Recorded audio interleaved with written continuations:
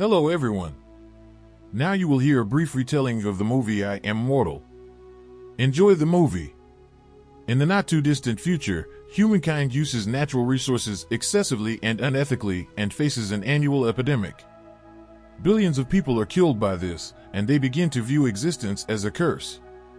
Humanity regains hope when the pilot, a scientist, discovers a genetic mutation that can make people eternal. Pilot quickly uses his finding to benefit humanity, and the rest of humanity changes into immortal creatures.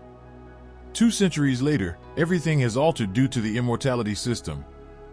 These days, living inside a domed metropolis, only a chosen few have the opportunity to undergo a procedure known as the freeze, which renders them eternal. Pilot is in charge of the whole city and employs hundreds of people to keep everything under control. In addition, he promotes his message by appearing on screens across the city. People are taken to the dome from an early age, where they are assessed by Pilot, who determines when they are at their best and at what point in their lives they should be frozen.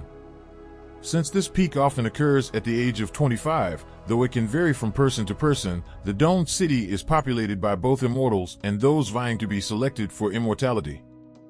Aki, a tour guide who shows visitors around the city and tells them about all the amazing things Pilot has accomplished for humanity, such as ending poverty, political division, and conflict, explains all of these things. As all is going on, a young kid by the name of Logos is traveling into the city on a train with a number of other eagerly anticipating transformations. Though he doesn't think people require immortality, without death, there is only existence, Logos aren't as thrilled as they are. As a terraformer, Logos travels to the desert to put up equipment for his task. He frequently has dreams about this in which he passes away just in time for his co-workers to reach him. Logos is approached by Sucker on his second day in the city. Sucker senses that Logos has been doubting his immortality and has come to ask him to join a community of like-minded individuals.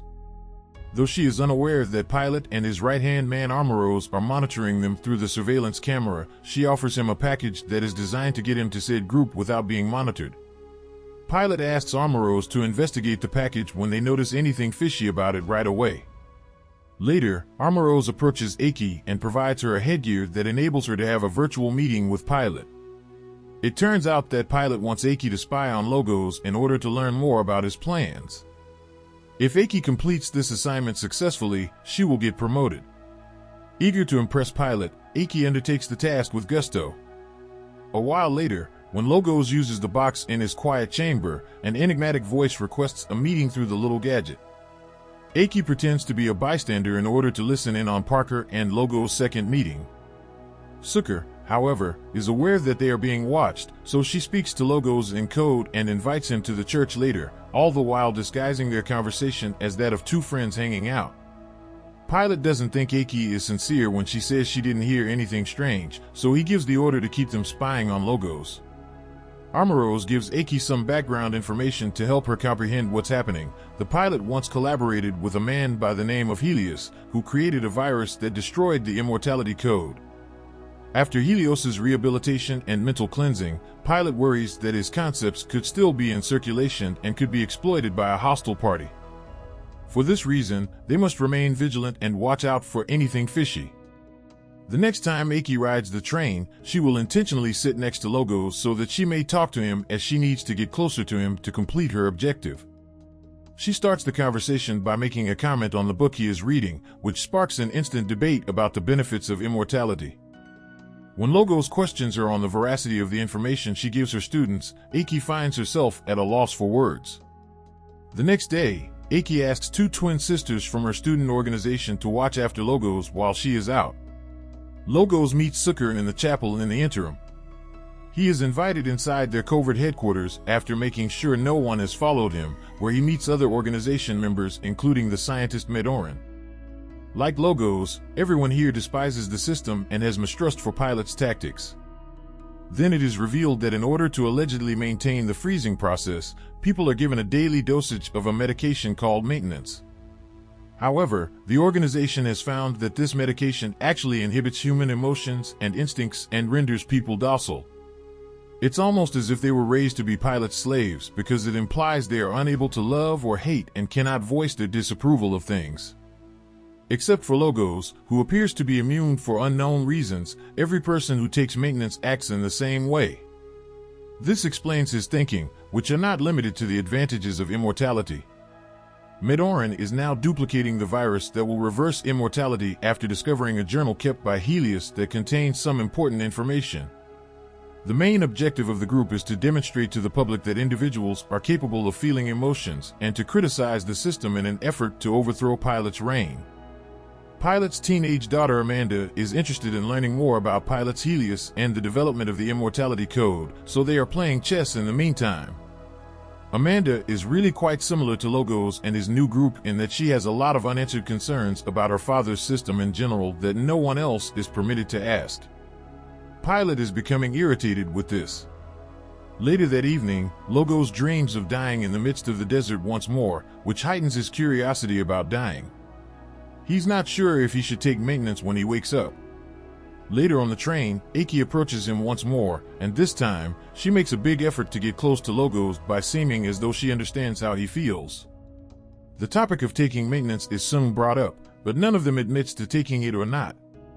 Later, the rebel group gathers to devise a scheme to alter the code, which may be done from the Capitol building, in order to disrupt maintenance's normal operations. But they need to be able to enter the Capitol building's subterranean tunnels in order to record. Logos goes to meet Aki when she's in the middle of a tour, as he remembers that she works in the Capitol and has access to places that aren't available to the general public. Before Aki can respond, the twins interrupt. Logos assures her that he does take his maintenance and wonders about hers. Logos questions the twins about their unique relationship, which may be lost if Pilot chooses to make only one of them eternal, as Aki hastily returns to work. The twins, nevertheless, believe Pilot would never harm them in that way. Armoros then asks Aki what Logos was talking about, but she tells him a falsehood, saying that he was simply stopping over to say hello. For the remainder of the day, Aki can't get Logos' question out of her head, and she starts to ponder what it would be like to skip maintenance. Upon their eventual reunion, Logos notices the uncertainty in her gaze and decides to give her a chance to prove herself to the other members of the gang. Aki finds out about their scheme and gets to view the diffuser prototype Helios constructed in order to break the code, which Medoran is still working on finishing. Aki is given some time to consider her options when the gang requests for her assistance in accessing the maintenance supplies. Pilot and Amanda are conversing once more in the meantime, and Amanda is curious about what happened to her dad when her mother passed away. Pilot notes that it had been terrible and discloses that Amanda had been on the verge of death once, which is why he and Helios had put so much effort into developing the genetic coding technique. Additionally, he claims that their connection was strained because Helios was envious that Pilot received all the praise.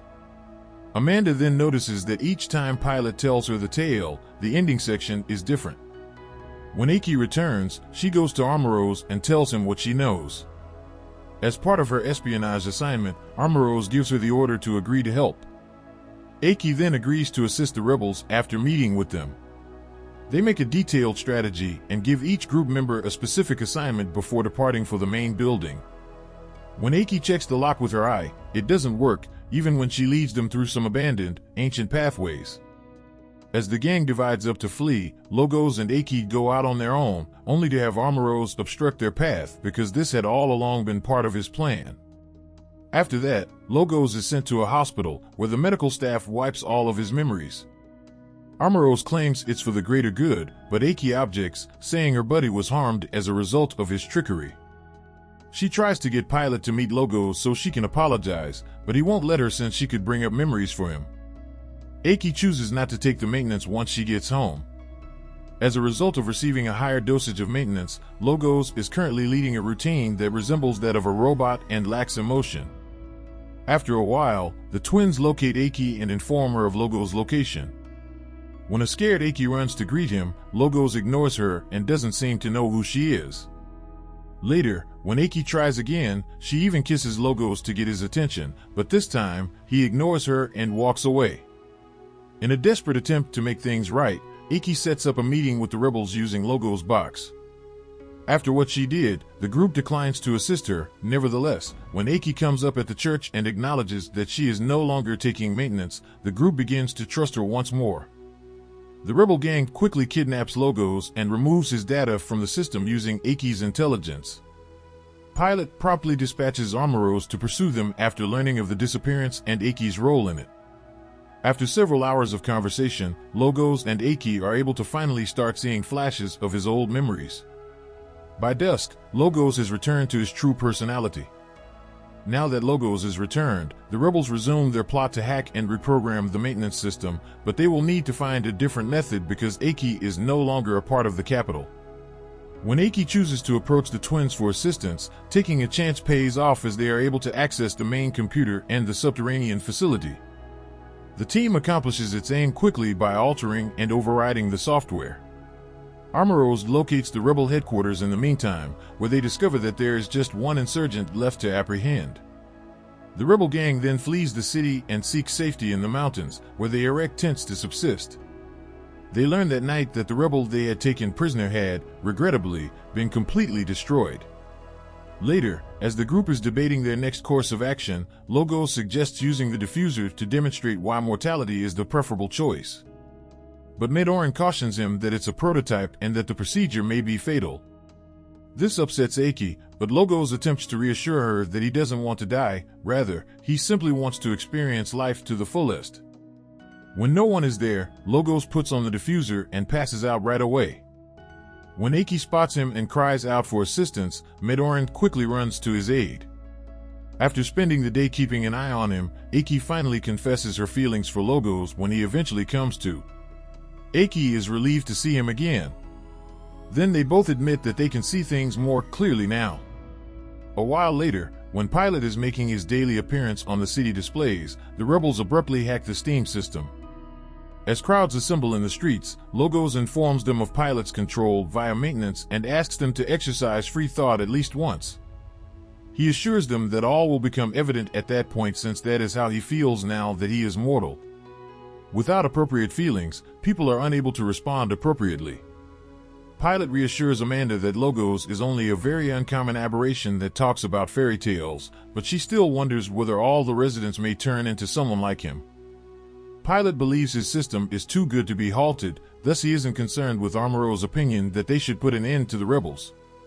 Unexpectedly, Aki also shows up on the television, supporting their message by donning the diffuser and turning mortal in front of the public. Amanda unexpectedly comes on screen while the pair is kissing, revealing that Helios had saved his cerebral data on a hard drive before he passed away, which had been transferred into Amanda's brain. The rebels' new objective is to locate her since, in theory, she is Helios and has the power to transform humans back into their original form.